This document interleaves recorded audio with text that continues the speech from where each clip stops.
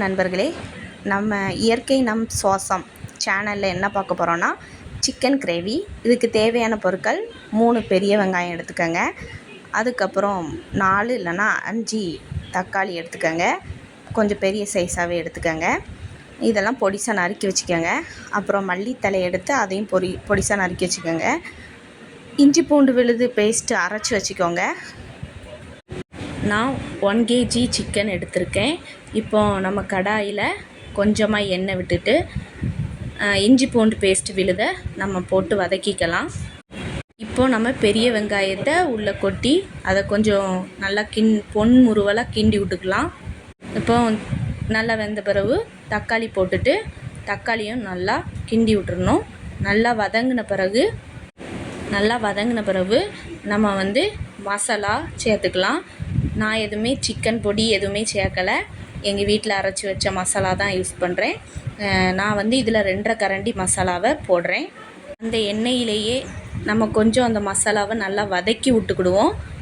இப்போது நம்ம கழுவி வச்ச சிக்கனை எடுத்து நம்ம அதில் போட்டுக்கலாம். போட்டுட்டு நல்லா மசாலா சிக்கனில் பிடிக்கிற மாதிரி நல்லா கிளறி விட்டுக்கோங்க. கிளறி விட்ட பிறகு நம்ம ஒரு தட்டை வச்சு மூடி வச்சிடலாம். ஒரு 1/2 டம்ளர் தண்ணி ஊற்றிக்கோங்க. அதுக்கப்புறம் மூடி வச்ச பிறகு ஒரு 5 நிமிஷத்துக்கு ஒரு தடவை நம்ம அதை திறந்து கொஞ்சம் கிளறி விடணும்.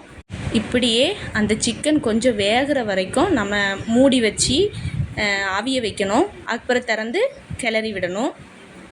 அப்புறம் நமக்கு தேவையான உப்பை நம்ம சேர்த்துக்கலாம். உப்பை சேர்த்ததும் கொஞ்சம் தண்ணி பெருகும். அதனால் நம்ம தண்ணி சேர்க்க வேண்டிய தேவையில்லை. மூடி வச்சு வேக வச்சாலே போதும். பார்த்திங்களா எவ்வளோ தண்ணி விட்டுருக்குன்னு.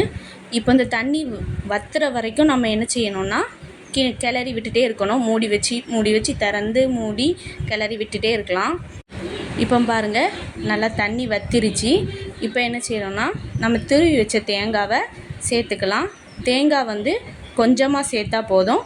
அப்புறம் நறுக்கி வச்ச மல்லித்தலையும் சேர்த்து கொஞ்ச நேரம் ஒரு 2 நிமிஷத்துக்கு நல்லா கிளறி விட்டிங்கன்னா தேங்காயும் வெந்துடும், எல்லாம் வெந்துடும்.